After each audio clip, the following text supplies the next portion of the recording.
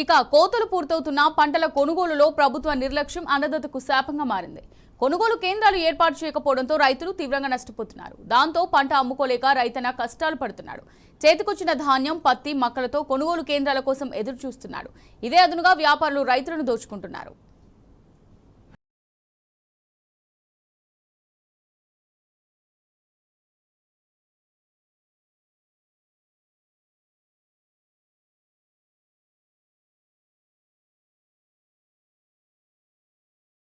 పంట దిగుబడులకు మద్దతు ధర దేవుడెరుగు.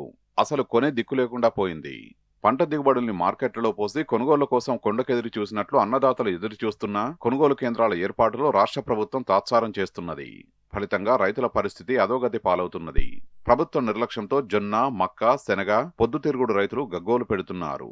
రాష్ట్రంలోని కాంగ్రెస్ సర్కార్ నిర్లక్ష్యం ఆయా పంటలు పండించిన రైతులకు శాపంగా మారింది. కోతలు మొదలై రోజులు గడుస్తున్నా కొనుగోలు కేంద్రాలు ప్రారంభించడమే లేదు. పైసలు లేవంటూ అసలు కొనుగోళ్ల నుంచే తప్పించుకునేందుకు సర్కారు కుట్రలు చేస్తున్నట్లు తెలుస్తున్నది. ఓవైపు బహిరంగ మార్కెట్లో ధర దక్కడం లేదు. మరోవైపు ప్రభుత్వంపై ఆశలు పెట్టుకున్నా కూడా మద్దతు ధరకు కొనుగోలు చేయక బాధిత రైతులు ఆందోళన చెందుతున్నారు. ఈ సర్కారుపై నమ్మకం కోల్పోయిన కొంతమంది రైతులు తక్కువ ధరకే ప్రైవేటు వ్యాపారులకు తమ పంటలు విక్రయిస్తున్నారు. తద్వారా భారీగా నష్టాలను మూటగట్టుకుంటున్నారు.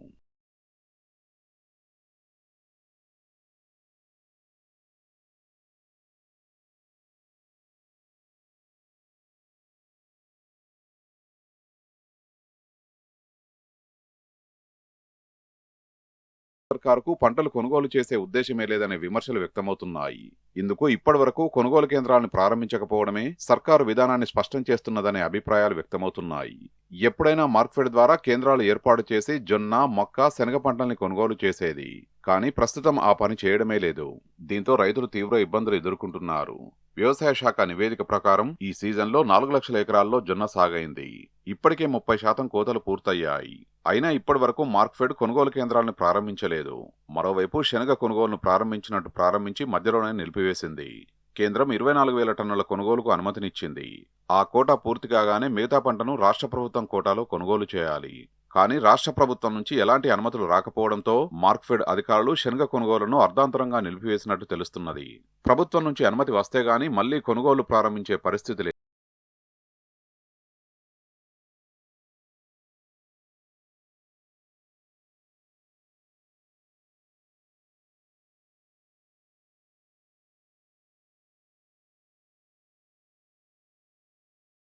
మొక్కజొన్న రైతుల కోసం అంతా ఇంతా కాదు. ఇప్పటికే 50% మొక్క కోతలు పూర్తయ్యాయి. కొనుగోలు కేంద్రాల కోసం రైతులు ఎదురు చూస్తున్నారు. అయినా ప్రారంభించనే లేదు. ఇటీవల అసెంబ్లీ సమావేశాల్లో మొక్క కొనుగోళ్లపై ప్రతిపక్ష బీఆర్ఎస్ పార్టీ నిలదీయడంతో హడావిడిగా కొనుగోలును ప్రారంభిస్తున్నట్లుగా ప్రకటించింది.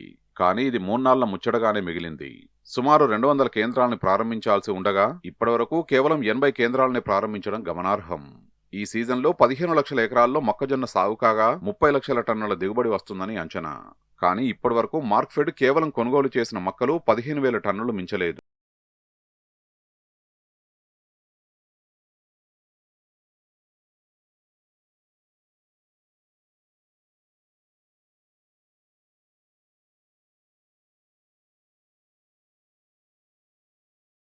లేవు.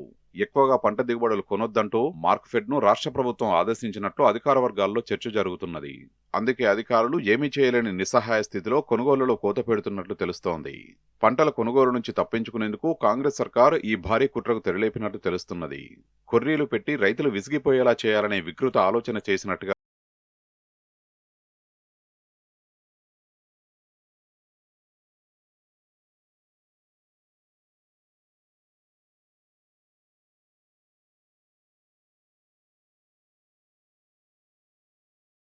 ఈ యాసంగి సీజన్లో వరి పండించిన రైతులకు తిప్పలు తప్పడం లేదు. వరి కోతలు మొదలైనా సివిల్ సప్లై ఆ స్థాయిలో కొనుగోలు కేంద్రాలను ప్రారంభించనే లేదు. కేవలం 10ల సంఖ్యలోనే కేంద్రాలను ప్రారంభించింది. దీంతో రైతులు తమ ధాన్యాన్ని ప్రైవేటు వ్యాపారులకు విక్రయించుకుంటున్నారు. మిల్లర్లు, ప్రైవేటు వ్యాపారులు కుమ్మక్కై రైతుల్ని నిండా ముంచుతున్నారు. అయినా ప్రభుత్వం ఎలాంటి చర్యలు తీసుకోవడం లేదనే విమర్శలు వ్యక్తమవుతున్నాయి. ఈ సీజన్లో 8,251 కొనుగోలు కేంద్రాలు ఏర్పాటు చేసి 90 లక్షల టన్నుల ధాన్యం కొనుగోలు చేస్తామంటూ మంత్రి ఉత్తమ్ ప్రకటించారు. కానీ వాస్తవ పరిస్థితులు, సివిల్ సప్లై తీరు ఇందుకు పూర్తి విరుద్ధంగా ఉన్నదనే విమర్శలు వ్యక్తమవుతున్నాయి.